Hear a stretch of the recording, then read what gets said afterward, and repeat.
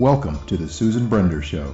It's all about you, featuring shows on health and wellness, the performing arts, politics, and people who inspire you to be your very best. And now, here's Susan Brender.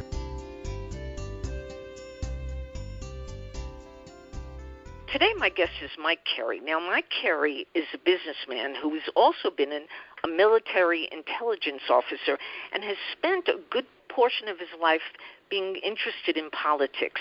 And he's a devotee of all the things that are going on with regard to the conservative side of politics. Virtually every single day, he sends out an email to everybody with a little bit of a note of what is going on in his political world.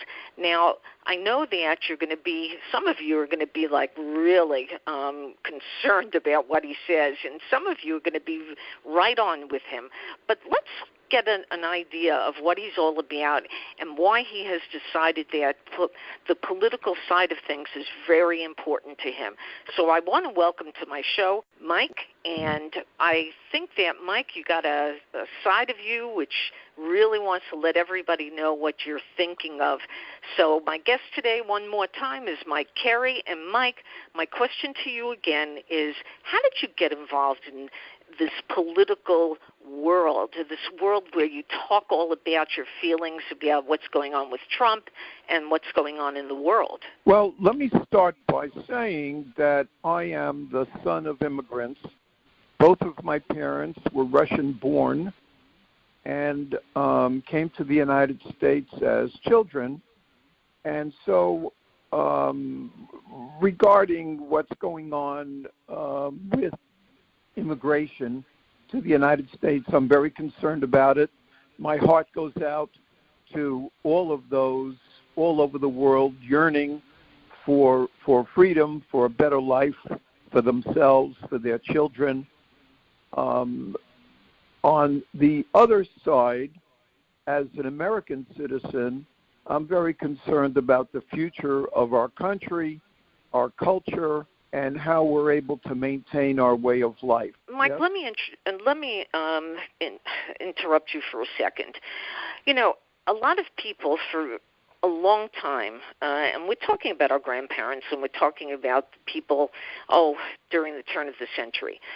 They thought of America as the place to come where they can build a better life for their families, where they can get educated, where they can, get jobs. They even thought that the roads were paved with gold. And some of them realized when they did come that it was not that way. And, in fact, they had to work very hard. And they had to study English. They had to understand all kinds of things. And we accepted them. We honored the fact that they loved our country and they were so nationalistic. What's changed that makes people in America say, we don't want the immigrants to come in, they're going to take over? Well, from my experience, I don't think that the majority of people in this country on both sides of the aisle really feel that way. I think that the problem has been that we have very poor immigration laws. And as a result, due to the media focusing on the negative, what's getting hammered home to the public day in and day out are the negatives involved with the same people from all over the world who, again, want a better life for themselves and their children, but are not obeying the rules that are in place at the time of their immigration. So that's what's changed is from our grandparents, basically. They were vetted. Yes, that is what's changed. Additionally, when our parents, in my case, or grandparents, in many people's case, when they came over on those ships through Ellis Island, most folks don't realize that those ships did not go back empty, that many folks were not able to make it in the United States and return to their country of origin. Right. That there was no safety net other than their own family or the charities either from their country of origin or their religion. so those charities or those family members supported them, assisted them, and helped them acclimate to their new country. But today, things have changed, not in all cases, but in many cases, where immigrants to this country, particularly illegal immigrants, are welcomed by a host of lawyers who will show them how to beat the system, how to game the system, and how to enter this country for political purposes, whereas the immigrants themselves want the same thing that everyone has always wanted. But now there are politics involved. And due to those politics, many of these immigrants, and I have some statistics here in front of me, are being helped by various groups. So I have in front of me 3 groups. There's it's called CLINIC, CLINIC, the Catholic Legal Immigration Network. Then there's the PSF, the Pueblo Sin Fronteras. And then there's the HIAS, the Hebrew Immigrant Aid Society. And these groups are reaching out to immigrants, particularly in South and Central America, and organizing, funding, assisting these folks to come to the United States and teaching them how to beat or game the system. Whereas most Americans don't realize it, they're paying for it, meaning American citizens who are constantly complaining about their taxes are supporting the very folks who are coming here illegally. Well, you're talking about these 3 specific organizations, and I'm thinking to myself, what's the advantage for them to do or to think or to want to get these illegals in? I mean, what do they have to gain? Well, other than altruistic issues, which I'm sure is very important to these organizations, on my side of the aisle, we call these undocumented Democrats. Oh, okay. And the political reasoning is that here are folks coming to this country, and we meaning these organizations, are going to supply them with sufficient documentation, certainly in the case of California, where they issue driver's licenses to them, and a driver's license is all that's required to vote. And who are they going to vote for except for the very people who are supporting them, the left? All right. What you're talking all about is what's happening in politics today. And I'm sure before, things like this existed as well, because when we're sort of interested in getting people voted in, people will go to all extents to do that. Okay, but this is another point that I know that you're interested in, and you've called in. I don't want to use the word because it's something that, it's not something our audience didn't hear before, but you talk about voting, and the way it sounds is that you think that people who vote are really very stupid. We're dealing with a lot of stupid people. If they can't go into the booth today and just cross over to what do you want to call them, arrows, and they can't do that, and they circle them, and they do all kinds of crazy things. What's the matter with our world? Why are so many people so engaged in politics, and yet they don't even know how to vote? Well, the problem is not the people so much as the system. That once upon a time, there are qualifications to vote.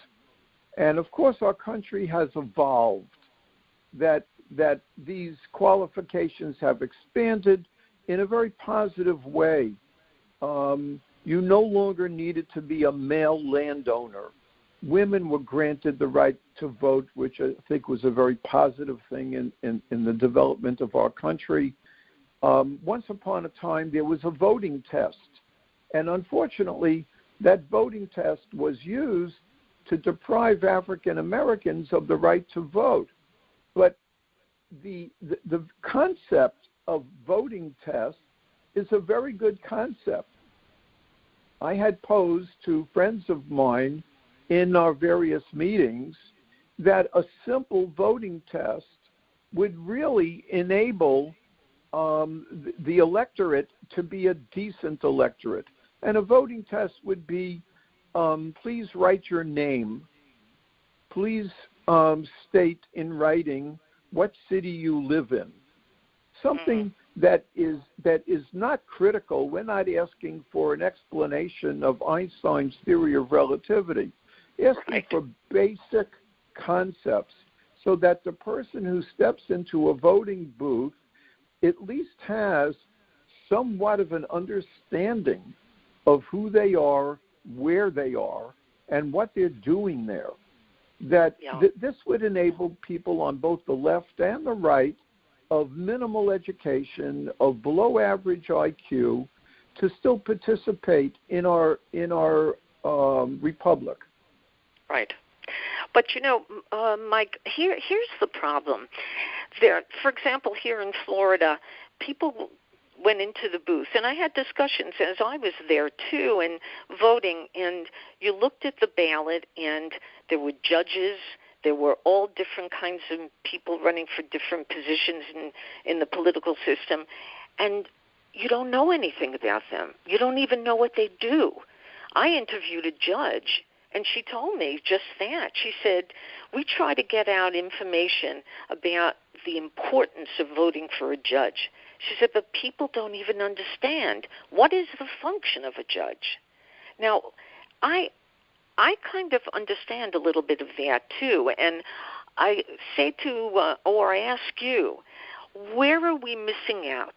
What should we do to understand who's running for political office, and can young people get involved as well? Because I don't know if you have a statistic about this, but I would love to know, and I think our audience would like to know, who votes? Right. Well, no, I don't have a statistic handy. I do know that there's been an increase in, particularly in this midterm election, the participation has been similar to a presidential election, but not everybody should vote in every contest. That if you have no idea of whether Judge A or Judge B should be elected to office, I think that this is a good undervote. If you don't know one from the other, you should not be participating in this particular race. But it falls on the person running for office to try to educate the electorate on who they are and what they're running, what their platform is. That realize that the newspapers are slanted in their coverage. So if we look at a newspaper, they give you a voting guide, and when I look at the newspaper voting guide, I'm outraged in many cases that this is not factual. This is extremely slanted. Right. So how do we rectify that? Because again, somebody like you has a has a political bent. You're very interested in the subject. You study it. You understand it. You vote because you vote for the people whom you think are really going to make a difference. But again, a lot of people, they vote just right down the line. If it's a Democrat voting, and they just look at all the Democrats, and there they go. They vote for all Democrats. If they're Latino, if they're black, the same thing happens. They vote for people who are black or Latino. Now, that's got to be a problem. It's got to be a big problem. It is a problem. The way that I do things really goes back to my military training as an intelligence officer. I was trained to listen for what's not being said, and I was trained to read what's not in writing. And that's very critical thinking that not everyone is capable of doing, because everyone running for office will only point out their positives. They want to sound good. They want to look good. They want their resume to be perfect. And if they get into a debate, they're only going to point out the negatives of their competitor. But right. one needs to listen for what's not being said. And again, most people can't, won't, or are too lazy to do that. Right. And so in the political system that we have, and it's certainly not going to change over my commentary, we allow everyone who is legally able to vote, regardless of their stage of dementia, regardless of their knowledge of the people running for office. And in all practicality, I don't see any way that that's going to change, which has made me rather pessimistic about the future of our republic. Well, that brings me to a very important point. If you were to stand up in, say, in a college class, you were going to give a little information and education about the political system to college students. I want you to set the stage for me. You come up on the stage, and there's a class of maybe 150 people sitting there, and they're college students, so they're bright and capable of understanding things. What would you tell them? Well, I think the first thing I would do is make sure that there was a shield between myself and the audience, because I would be pelted with eggs and fruit simply because of what would precede me, the flyers about here's this evil right-wing guy. So I think that people have become so polarized that the very fact that even in a college I would discuss an alternate point of view would bring up such hatred that I would probably be stormed off the stage. The other point is that you became a conservative. I suppose you're a Republican conservative, and you have this point of view that you said is very strong, and people might get pretty angry with you. But why did you, there's a reason that you decided to become a conservative, and I'd like our audience to understand that a little bit more, because some people just, they were born into a family that were Democrats, so they continue, to vote for the Democratic candidates. And some people were born into homes where the people, their parents, their grandparents voted Republican. So give us a little information about you in terms of how and why you became a conservative. Well, I was born into a Democrat family. My parents were union members, always voted a straight Democrat ticket. I was expected to do the same. The difference is that I like solutions, and I'm happy with, in this case, in a political sense, I'm happy with that solution which best serves American citizens. That's my ultimate goal. So whatever the proposal may be, and I get into multi-hour discussions with people who are on the opposite side of the aisle from me. Do you have a glass put between you? I had this discussion 2 nights ago with a friend of mine from California, and I said to him, assume that in the next election that the Democrats win the White House and get a supermajority in both the House and the Senate. What would be your legislative agenda? Right. And as we're going through the legislative agenda, I would interrupt and say, is this practical? Can this actually happen? Can you see this being funded? Can you see this getting past the Supreme Court? Can you see the people actually doing this? And the answer was that they were speaking from their heart as opposed to their brain.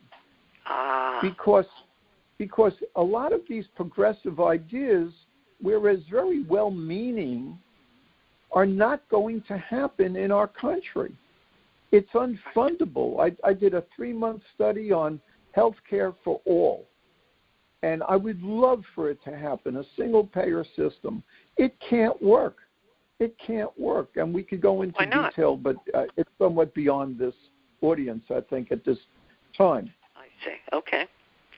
Now, let's stop for a second, Mike, and if I want our audience, because this is going to be a little educational for them, what I want you to point out is you follow Trump and you have a lot of good feelings about what Trump is doing, and you feel that he's being very successful and he's pointing out the things that we need to change and things we need to do. Give me a kind of list of why you follow Trump and why you believe very strongly that he's really doing a good job. Okay, well, first I would start by separating what he says from what he does. On the speech side, realize the man is a showman and seems to need the verbal support of his base and glories in it. I whenever he gives a speech, a rally, I get constant tweets from the president. I ignore it. I won't listen to it. I don't want to hear it because this is not of reality. What I follow is policy, what it actually gets done. And I see in every case what he wants to do is for the betterment of the future of the United States. That there's no longer as under the prior administration, a new normal of 2% growth.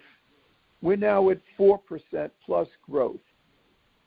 And that's necessary because we have a huge national debt that needs to be serviced. It's necessary because we have a population that is entitled to a better way of life. The unemployment is down the lowest that it's been in decades of all the demographics. It's amazing to me how some minorities think that the prior administration was better for them when the food stamp program enormously increased under the prior administration. And now it's reduced because people are out earning a living and earning a better living than they were before. That back to the immigration subject, we're a nation of 325 million people approximately. We cannot infinitely absorb the yearnings of the world of 7 billion people. I've traveled throughout the world, and when I lived in Pakistan, the folks there begged me to take them to the United States, would work for me for the rest of their lives for free, if only their children had the opportunity. So there are limits to what we as a society can afford in healthcare, in education, in transportation, in housing, in clean water for everyone, in clean sanitation for everyone. There are limits to what we can do. And it's not infinite. So what I see is that the president trying to lay the groundwork against enormous odds, enormous resistance to better the United States. And the president, for the first time, is not really a Republican. If there was a vacancy when he was running, he could have run under a Democrat ticket if Hillary Clinton did not have it clinched. He's a popularist, and he's not gaining anything here. Could you imagine? He had a wonderful life before becoming president, and look at the stress and the lawsuits and everything that he's under as president. He really wants the best for this country at no gain to himself. Well, so then what do you attribute to the fact that people hate him so much? I've never heard before. I mean, people as far as the people I know, used to feel sort of proud, and they used to love talking about politics, and they thought that the presidents like Obama, Clinton, even though they had things that they did that were not so great, they seem to inspire people, to make them feel that they are proud to be Americans. But in this particular case, all I hear is hatred. Yes, I hear it constantly, the hatred, and it's primarily over what the man says and the way that he says it, and the inappropriateness of the commentary that the president says. It's sad. I wish that as an educated man he would restrain himself and speak more presidential. But that's not the case. But given a choice between what's best for the country or some vile comments, I'm going to take what's best for the country, because the vile comments will go away. Right. Our attention span is very short. The vile comments will leave, but that which is good for the country of increased wages and lowered taxes and a stronger defense and so many other things, that will last for generations. Yes. Now, give me your prediction for the future. I would be very curious to know what you think is going to happen to our political world with all the problems that we have between China and ourselves and the Soviet Union, if you will, Russia. What's your prediction for what we're going to see in the near future? Well, I have to divide this into, you said politics. I don't know really if you're referring to politics or militarily. Well, both of them, actually. Okay, well, politically, we're seeing certainly the dollar has been the predominant currency of the world for about 70 years. And right now, the Soviet Union, with the addition of China and India, seem to be getting together and will be producing perhaps a new currency so that the dollar is no longer dominant. The sphere of influence that the United States has over South America is declining. China is making inroads.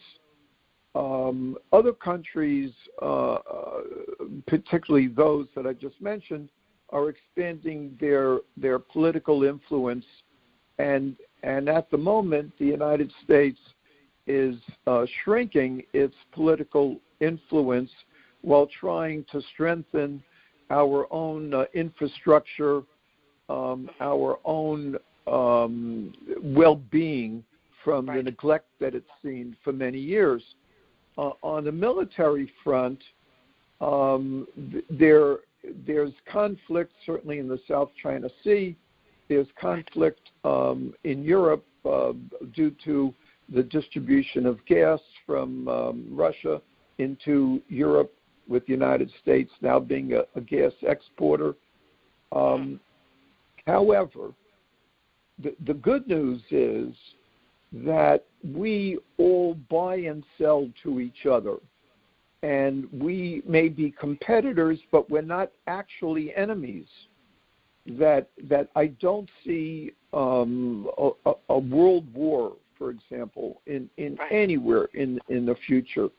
I see conflict, but there's always been conflict. I think certainly on an international level, the world's going to maintain its status quo, hopefully through our generation, maybe further, due to international commerce. So from what you just said, it sounds like you're extremely positive about what is going to happen. But since we're running out of time, I would love for you to have the last word. So what do you want to tell our audience? Because you have so much information and knowledge about politics and about the military and things that are associated with life in general. So give our audience the last word, and let's continue this discussion at another time. And in fact, I think it would be great if we would put a liberal on the other side so we'd hear what they have to say about things as well. But it's your turn. I agree. What I would say to them is be not discouraged, that it's time to take a break from the poison that comes out of the media, that by all means listen to the news, but don't listen to the news and drink the Kool-Aid. Don't continue hour after hour, day after day, to listen to the talking heads who have an agenda that you may be very unaware of, that become informed but don't begin to believe that everything that you hear is the gospel truth and that it's unvarnished, because it is not. Whether from the left or the right, it is not.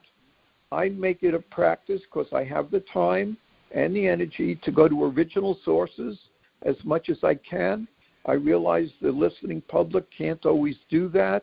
And so my caution to them is turn off that TV, listen to the news, but don't listen to it continuously. It will poison you. Mike Kerry, we've talked about immigration. We've talked about all the different things that are associated with whether people should be let in or should they stay out. Now, give us a little bit of an understanding of why you think that people should understand a little bit more about immigration and why it's really not in their favor to have people here. I'm looking at a Forbes article that was produced this year. All told, Americans cross-subsidize health care for unauthorized immigrants to the tune of $18.5 billion a year. And federal taxpayers provide $11.2 billion in subsidized care to unauthorized immigrants. So that's really just the tip of the iceberg, because that's the federal government, whereas the states and some municipalities do the same thing. And this is money coming directly out of the taxpayers' pockets and could perhaps be much better used to service those citizens of this country. Interesting. Very interesting. So if that's the case, why would people who constantly dig into the Trump administration for saying we can't have these people in our country at the moment, we've got to get them vetted, we got to get them to not come here illegally, why would people want them to be here and take money out of their pocket? Because the people who are promoting the immigration, we're not talking about the citizenry here, we're talking about the politicos. They want the votes. It's very clear.